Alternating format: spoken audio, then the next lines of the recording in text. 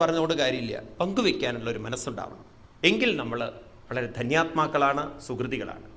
ഇങ്ങനെയുള്ളവർ വേണം ക്ഷേത്രത്തിലേക്ക് പോവാൻ. അതുകൊണ്ടാണ് ശിവക്ഷേത്രത്തിൽ ശിവന്റെ വിഗ്രഹത്തിന് മുമ്പിൽ നന്ദിയെ വെച്ചിരിക്കുന്നത്. ഭഗവാന്റെ വാഹനം കാളയാണ്. എന്താ ഭഗവാന്റെ വാഹനം കാളയ്ക്ക് വെക്കാൻ കാരണം? എവിടെ ധർമ്മമുണ്ടോ അവിടെ ശിവനുണ്ട്. ശിവൻ എന്ന് പറഞ്ഞാൽ അർത്ഥം മംഗളമായൊരു ജീവിതമുണ്ട് എന്നർത്ഥം. എവിടെ ധർമ്മമില്ലയോ അവിടെ നിന്നും അമംഗളങ്ങളാണ് നമ്മൾ ഓർമ്മിപ്പിക്കുകയാണ്. അപ്പം ജീവിതത്തിൻ്റെ മംഗളം നിശ്ചയിക്കുന്നത് നിങ്ങൾ ആരുടെ മുകളിൽ യാത്ര ചെയ്യുന്നു എന്നുള്ളതാണ്. മനസ്സിലാവുന്നുണ്ടല്ലോ? അപ്പം എന്താ ഇതിനൊക്കെ അർത്ഥം?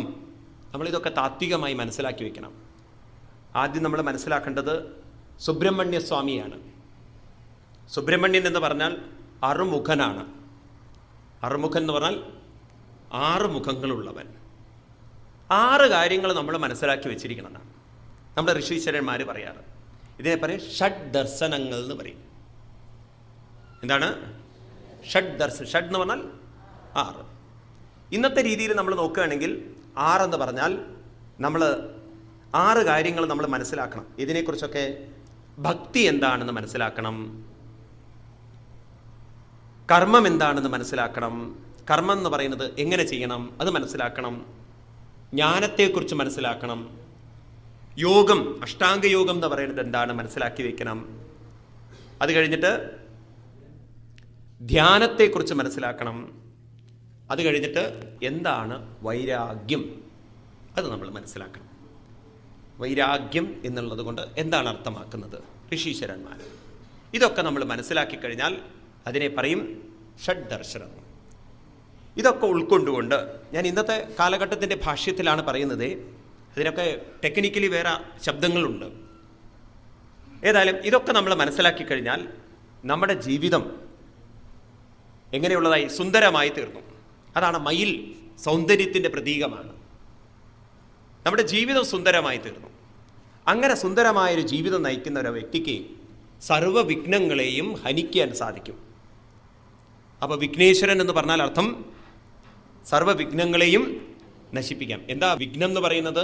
അവിവേകമുള്ള മനസ്സ് അവരിൽ നിന്നും ഇല്ലാതെയാവും. അവിവേകമാണ് വിഘ്നം. അവിവേകം പോയി അവരിതൊക്കെ മനസ്സിലാക്കി കഴിഞ്ഞാൽ അവർക്ക് എന്ത് വരും? വിവേകം വരും. ആ വിവേകമുള്ള മനസ്സ് കൊണ്ട് അവരുടെ മനസ്സ് സൂക്ഷ്മമാവും. ആ സൂക്ഷ്മതയുടെ പ്രതീകമാണ് എലി എന്ന് പറയുന്നത്. ഏറ്റവും ചെറിയ ദ്വാരത്തിലൂടെ കടന്നുപോയി ഇപ്പം നെല്ലാണ് അത് കഴിക്കുന്നതെങ്കിൽ നെല്ലിൻ്റെ ഉള്ളിലുള്ള ധാന്യം മാത്രമെടുത്ത് അതിൻ്റെ പുറംഭാഗം തൊലിച്ച് കളയുന്ന അല്ലെങ്കിൽ പതിരാക്കി കളയുന്ന ഒരു എലി നമ്മളെ ഓർമ്മിപ്പിക്കുന്നത് നമ്മുടെ മനസ്സ് സൂക്ഷ്മമായി അത് തത്വം മാത്രം ഗ്രഹിച്ച് ബാക്കിയുള്ളതെല്ലാം അതിന് പതിരാക്കി അസത്തിൽ നിന്നും സത്തിലേക്ക് കടന്ന്, അതാണല്ലോ ഋഷീശ്വരന്മാർ നമ്മളോട് ഓർമ്മിപ്പിക്കുന്നത്. അസതോമ സദ്ഗമയ തമസോമ ജ്യോതിർഗമയ മൃത്യോമ അമൃതം ഗമയ. അപ്പോൾ ഒരു വശത്ത് മൃത്യു, അസത്ത്, ഒരു വശത്ത് ഇരുട്ട്. അതിൽ നിന്നും നമ്മുടെ മനസ്സിനെ സൂക്ഷ്മമായി സത്തിലേക്ക് പ്രവേശിപ്പിക്കാൻ നമുക്ക് സാധിക്കും.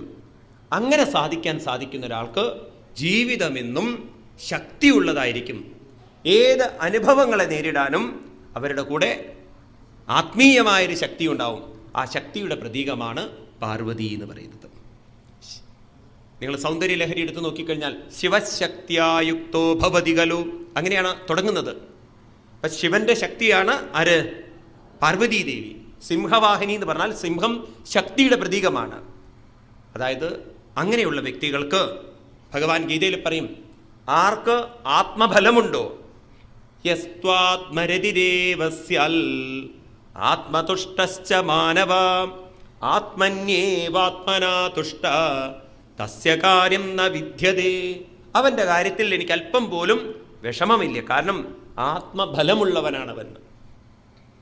ഗാന്ധിജിയുടെ ആശ്രമത്തിൽ, സബർമതി ആശ്രമത്തിൽ ആചാര്യ വിനോഭാവെ ചേർന്ന കാലം, അദ്ദേഹം വളരെ 10-21 വയസ്സുള്ള സമയത്ത് മെലിഞ്ഞൊരാളായിരുന്നു ആചാര്യ വിനോഭാവെ. ആശ്രമത്തിലാണെങ്കിൽ, ഗാന്ധിജിയുടെ ആശ്രമത്തിലാണെങ്കിൽ ഓരോരോ ജോലികൾ ചെയ്യണത്രേ, വെറുതെ ഇരിക്കാൻ പാടില്ല. പിന്നത്തെ പോലെ പൈപ്പും സൗകര്യങ്ങളൊന്നും ഒന്നുമില്ല. വെള്ളമൊക്കെ കൊണ്ടുപോകണം, അതും ഇരുമ്പ് തൊട്ടിയിലാണ് വലിച്ച് കയറ്റേണ്ടത്. ഇന്നത്തെ പോലുള്ള സംവിധാനങ്ങളൊന്നുമില്ലല്ലോ പഴയ കാലത്ത്. ഈ ഇരുമ്പ് തൊട്ടിയിൽ വെള്ളമാക്കിയിട്ട് അത് ഏറ്റിക്കൊണ്ടു പോകണം. ഗാന്ധിജിയാണെങ്കിൽ ടോയ്ലറ്റ് കഴുകുന്ന ആള്, അപ്പം പിന്നെ വെള്ളമെങ്കിലും കൊണ്ടുവച്ചില്ലേ മോശമല്ലേ? ഈ ആചാര്യ വിനോഭാവയാണ് ഈ വെള്ളമൊക്കെ കൊണ്ടുവയ്ക്കുക. അപ്പോൾ ഒരു ദിവസം ഗാന്ധിജി ആരോടൊക്കെയോ ചർച്ച ചെയ്തുകൊണ്ടിരിക്കുന്ന സമയത്ത് ആചാര്യ വിനോഭാവി വെള്ളം കൊണ്ടുപോവാണ്. 2 ഇരുമ്പ് തൊട്ടിയിൽ നല്ലോണം നിറച്ച് വെള്ളമായിട്ട് അതിങ്ങനെ ആടുന്നുമുണ്ട്. അദ്ദേഹത്തിന് അത്രയുള്ളൂ ശക്തി. അപ്പോൾ ബാപ്പു പറഞ്ഞു, ചോടോ വിനോബ ചോടോ, आपको तो शक्ति नहीं है, आप छोड़ो, काम दूसरा कुछ अलग करे, वो करेगा, छोड़ो छोड़ो. അപ്പോൾ ഉടനെ ആചാര്യ വിനോഭാവേന മറുപടി പറയാണ്, ബാപ്പുജി ശരീര ശക്തി तो नहीं है, बट हमको ആത്മബൽ है. എനിക്ക് ശരീരശക്തി ഇല്ലെങ്കിലും ആത്മശക്തി ഉണ്ട് എന്നാണ് ഇത് പറയാൻ സാധിക്കുന്ന ഒരു ശക്തി. അത് നമ്മുടെ കൂടെ ഉണ്ടെങ്കിലുണ്ടല്ലോ ആർക്ക് നമ്മളെ തളർത്താൻ സാധിക്കും? ഇതാണ് ശക്തിയുടെ പ്രതീകമായ ആര്? പാർവതി ദേവി. അങ്ങനെയുള്ളവരുടെ ജീവിതം എന്നും ശിവമാണ്, കരുത്തുള്ളതാണ്. ശിവം എന്നും മംഗളമാണ് എന്ന് വെച്ചാൽ എന്നും ആനന്ദമുള്ളതാണ്, എന്നും സന്തോഷമുള്ളതാണ്. ശിവം എന്നുള്ള ശബ്ദത്തിന് മംഗളം, ആനന്ദം എന്നൊക്കെയാണ് അർത്ഥം. അപ്പം നമ്മുടെ ജീവിതത്തെ ആനന്ദമാക്കി മാറ്റാൻ നമുക്ക് ആരൊക്കെ വേണം? സുബ്രഹ്മണ്യ സ്വാമി വേണം, ഗണപതി വേണം, പാർവതി വേണം, ശിവൻ വേണം. ഇതൊക്കെ നമ്മളെ ഉയർത്താനുള്ളതല്ലേ? ആളുകൾ ഇതൊന്നും മനസ്സിലാക്കാതെ വെറുതെ ശിവലിംഗത്തിൻ്റെ അടുത്ത് പോയിട്ട് പരമശിവ കാത്തുരക്ഷിക്കൂ, പാർവതി ദേവി കാത്തുരക്ഷിക്കൂ എന്നൊക്കെ പ്രാർത്ഥിക്കുമ്പോണ്ടല്ലോ അവരറിയുന്നില്ല ആ ശിവനും പാർവതിയും ഒക്കെ എവിടെ ഇരിക്കണോ? നമ്മളിൽ ഓരോരുത്തരിലും നിറഞ്ഞിരിക്കണമെന്ന്. ഈ ആത്മീയമായിട്ടുള്ളൊരു ഉൾക്കാഴ്ച നമുക്കുണ്ടാവണമെങ്കിൽ നമ്മൾ ശാസ്ത്രങ്ങൾ പഠിച്ചിരിക്കുക വേണം. ശങ്കരാചാര്യസ്വാമികൾ പറയും, കുരുതേ ഗംഗാസാഗരഗമനം വ്രതപരിപാലനമദവാധാനം ജ്ഞാനവിഹീന സർവമതേന മുക്തിം ഭജതിന ജന്മശതേന. ഗംഗാസാഗര ഗമനം കുരുതേ. നിങ്ങൾ എത്ര വട്ടം ഗംഗയിൽ പോയി കുളിച്ചോളൂ, എത്ര വട്ടം നിങ്ങൾ സാഗരങ്ങളിൽ പോയിക്കോളൂ, പല അലഹബാദ് സംഗമങ്ങളിലോ പലയിടത്തും പോയിക്കോളൂ. പക്ഷെ ഒന്ന് നിങ്ങൾ മനസ്സിലാക്കൂ, ജ്ഞാനഹീന ഇതൊന്നും നിങ്ങൾ മനസ്സിലാക്കാതെ മുക്തിം ന ഭജതി, മനസ്സിനെ അവിവേകത്തിൽ നിന്നും ഉയർത്താൻ സാധിക്കുകയില്ല. ഞാൻ ഇത്ര ധൈര്യത്തോട് നിങ്ങളോട് പറയുന്നത്, എല്ലാ വർഷവും ഗംഗയിൽ കുളിക്കുന്ന ഒരാളാണ് ഞാൻ. അത് 3-4 വട്ടം കുളിക്കുന്ന ഒരാളാണ്. എനിക്ക് നല്ല ബോധ്യമുണ്ട് ഗംഗയിൽ കുളിച്ചതുകൊണ്ടൊന്നും നമ്മുടെ മനസ്സിനെ നമുക്ക് അങ്ങനെയൊന്നും ഉയർത്താൻ സാധ്യമല്ല എന്ന്. രാമകൃഷ്ണ പരമഹംസർ പറഞ്ഞത് ഓർക്കുകയാണ് ഞാൻ. രാമകൃഷ്ണ പരമഹംസർ പറയും, ഗംഗയിൽ കുളിച്ചുകൊണ്ട് മനസ്സുയർന്നിരുന്നു എങ്കിൽ അവിടെ കുളിക്കുന്ന സകല പോത്തിനും അതിലുള്ള സകല മത്സ്യങ്ങൾക്കും എന്ത് വേണം? മനസ്സുയർന്നിരിക്കണം. മനസ്സിലായില്ലേ? അപ്പം ആത്മീയമായൊരു സംസ്കാരം ഇന്ന് നമുക്കത് കൺഫ്യൂഷനായിപ്പോയി. കാരണം ഇന്നിപ്പോൾ ഹിന്ദു മതം എന്ന് പറയുന്നതുണ്ടല്ലോ ആകെ ഒരു ടെമ്പിൾ കൾച്ചറായി മാറി. ആളുകളത് മിസ്അണ്ടർസ്റ്റുഡ് ചെയ്തു അതിൻ്റെ റിയാലിറ്റി. ഇപ്പം സ്വാമി എന്നൊക്കെ പറഞ്ഞാൽ ആകെ പ്രശ്നമാണ് ഇപ്പോൾ. കാരണം അയാളൊരു സ്പിരിച്വൽ ആളാണ്. അങ്ങനെയൊക്കെ ഒരു കൺഫ്യൂഷൻ നമ്മൾ ഉണ്ടാക്കി വെച്ചു സമൂഹത്തിൽ. ഇത് ഉള്ളിലേക്ക് ഇറങ്ങിച്ചെന്ന് കഴിഞ്ഞാൽ നമുക്ക് മനസ്സിലാവും, നമ്മുടെ പൂർവികന്മാർ ഇത്തരത്തിലുള്ള കാര്യങ്ങളൊക്കെ നമ്മൾ പറഞ്ഞ് മനസ്സിലാക്കി തരുന്നത് നമ്മുടെ മനസ്സിൻ്റെ ഉള്ളിൽ നിറഞ്ഞിരിക്കുന്ന ഉറങ്ങിയിരിക്കുന്ന ശക്തികളെ ഉണർത്തിക്കൊണ്ടുവരാൻ വേണ്ടി മാത്രമാണ്. അമ്പലത്തിൽ പോകുന്നതും നാമം ജപിക്കുന്നതും സ്വാമിയാവുന്നതും ഗൃഹസ്ഥനാവുന്നതും എല്ലാം നമ്മുടെ മനസ്സിനെ ഉയർത്തിക്കൊണ്ടുവരാനാണ്. അപ്പം മനസ്സിനെയാണ് അവർ പ്രാധാന്യം കൊടുത്ത് നമ്മളെ കൈകാര്യം ചെയ്യാൻ പറഞ്ഞിരിക്കുന്നതെങ്കിൽ ആ മനസ്സിനെ കൈകാര്യം ചെയ്യാനുള്ള അറിവ് നമ്മൾ നേടിയെടുത്തിരിക്കണം. ഇതാണ് ഭാഗവതത്തിലൂടെ നമുക്ക് കാണിച്ചു തരുന്നത്. ഏതായാലും പരീക്ഷത്ത് മഹാരാജാവ് കാര്യങ്ങളൊക്കെ മനസ്സിലാക്കി. അപ്പം നമ്മൾ അമ്പലത്തിൽ പോകുമ്പോൾ നമ്മൾ ശ്രദ്ധിക്കണം. ശിവൻ്റെ അമ്പലത്തിൽ പോകുന്ന സമയത്ത് നന്ദിവാഹനനെ മുന്നിൽ വെച്ച് അത് തൊഴുതുകൊണ്ട് നമ്മൾ അകത്ത് കയറുമ്പോൾ നമുക്ക് ചോദിക്കണം, നമ്മളിൽ ഏതൊക്കെ ഉണ്ടാവണം? സത്യമുണ്ടാവണം, തപസ്സുണ്ടാവണം, ശൗചമുണ്ടാവണം, ദയവുണ്ടാവണം. ഇതുള്ളവർക്കേ ശിവൻ്റെ അടുത്ത് പോയിട്ട് കാര്യമുള്ളൂ. അല്ലെങ്കിൽ ഇതുള്ളവരെ ശിവൻ്റെ അടുത്തേക്ക് പോവാൻ പാടുള്ളൂ.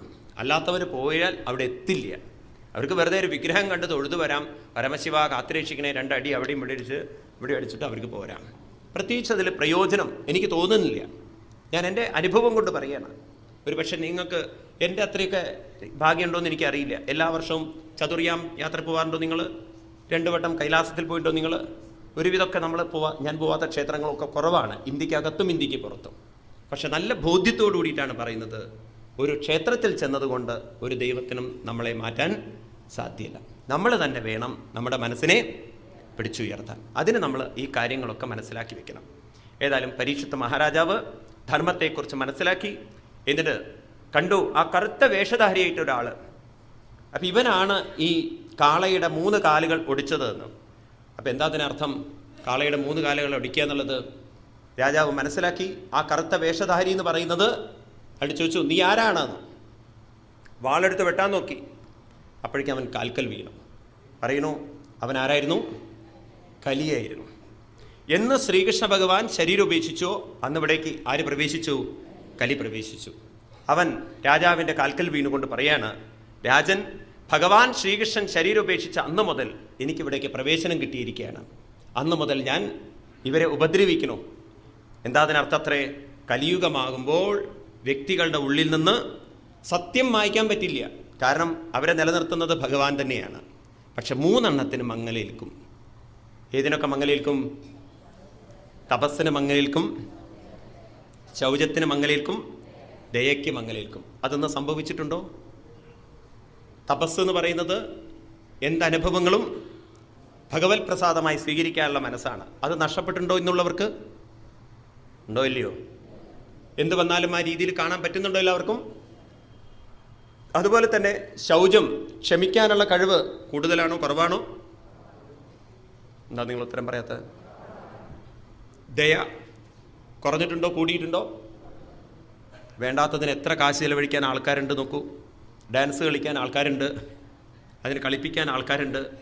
എന്നാൽ ഒരു 10 പേരെ നല്ല കാര്യങ്ങൾ പറഞ്ഞ് മനസ്സിലാക്കി കൊടുക്കൂ എന്ന് പറഞ്ഞാൽ അതിന് ആളുകൾ കുറവാണോ? ആണോ?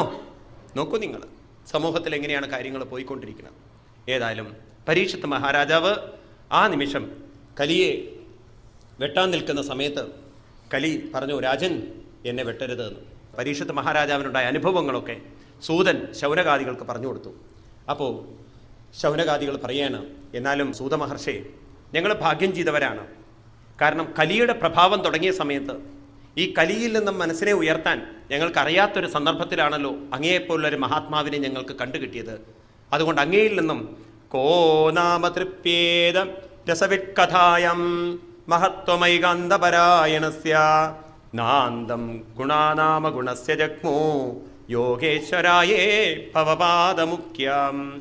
അങ്ങയെപ്പോലുള്ള സജ്ജനങ്ങളിൽ നിന്ന് ഭഗവാന്റെ കാര്യങ്ങൾ മനസ്സിലാക്കിക്കൊണ്ട്, മനസ്സിനെ ഉയർത്താനുള്ള കാര്യങ്ങൾ മനസ്സിലാക്കിക്കൊണ്ട് ഈ ജീവിതത്തെ ധന്യമാക്കാൻ ഞങ്ങൾക്ക് സാധിക്കുന്നത് ഞങ്ങൾ ഭാഗ്യം ചെയ്തവർ തന്നെയാണ്. സവൈ മഹാഭാഗവത പരീച്ചിൽ ഏനാപവർഗാക്യമവഭ്രബുദ്ധി ജ്ഞാനേന വയ്യാസകി ശബ്ദിതേനാം ബേജേ ഗഗേന്ദ്ര ധ്വജപാദമൂലം. പരീക്ഷിത്ത് മഹാരാജാവ് അന്ന് കലിയെ വിട്ടുകൊണ്ട് പിന്നീട് അവിവേകം കൊണ്ട് കലിയുടെ പിടിയിൽപ്പെട്ടപ്പോൾ ആ മഹാരാജാവിനെ കലിബാധയിൽ നിന്നും ഉയർത്തിയ ശ്രീശുക ബ്രഹ്മർഷിയുടെ ആ വാക്കുകളാകുന്ന ഭാഗവതത്തെ അങ്ങയിൽ നിന്ന് കേൾക്കാൻ സാധിക്കുന്നത് ഞങ്ങൾ സുഹൃതികളായതുകൊണ്ടല്ലേ. തന്നപ്പരം പുണ്യം അസംവൃതാർത്ഥമാഖ്യാനം അത്യദ്ഭുതയോഗനിഷ്ഠം ആഖ്യാന്യനന്താചരിതോപന്നം പാരീക്ഷിതം ഭാഗവതാഭിരാമം. അതുകൊണ്ട് ഞങ്ങൾക്ക് ആ പരീക്ഷത്തിന് വേദവ്യാസ മഹർഷിയുടെ പുത്രനായ ശ്രീശുക ബ്രഹ്മർഷി പറഞ്ഞു കൊടുത്ത ആ ഭാഗവതത്തെ ഞങ്ങൾക്ക് ആഖ്യാഹി പറഞ്ഞു തന്നാലും. ഇന്നിവിടെ ശൗനകാദികൾ ആരോട് പറയുന്നു? ഈ ഭാഗവതം എന്ന് പറയുന്നത് ശൗനക സൂത സംവാദമാണ്, പറഞ്ഞു കൊടുക്കുകയാണ്. അത് കേട്ടപ്പോൾ മഹർഷി പറയണം, അഹോ വയം ജന്മബുധോദ്യഹാസ്മാം വൃദ്ധാനവൃത്യാഭിവിലോമജാതാം ദൗഷ്കൊല്യമാധിം വിദനോതി ശീക്രം മഹത്തമാനാഭിധാനയോഗാം. നിങ്ങളെപ്പോലുള്ള സജ്ജനങ്ങളെ കിട്ടി, നിങ്ങളെപ്പോലുള്ള ആളുകളോട് ഈ ഭാഗവതത്തിൻ്റെ മഹിമ പറഞ്ഞ് മനസ്സിലാക്കാൻ സാധിക്കുന്നത്, നിങ്ങളെപ്പോലുള്ള ധന്യാത്മാക്കളോട് ഇതെല്ലാം പറഞ്ഞ് മനസ്സിലാക്കാൻ സാധിക്കുന്നത് എൻ്റെ ജീവിതത്തിൽ വളരെ പരമമായൊരു ഭാഗ്യമായി ഞാൻ കണക്കാക്കുന്നു. അഭിധാനയോഗ, നിങ്ങളെപ്പോലുള്ള ആളുകളോട് എനിക്ക് സംസർഗമുണ്ടായില്ലേ, അതൊരു വലിയ കാരുണ്യം തന്നെയാണ്. അതുകൊണ്ട് അതാപിയൽപാദനകാവസൃഷ്ടം ജഗൽവിരിഞ്ചോപഹൃതാർക്കണാംബാം ശേഷംബുനാത്യന്യതമോ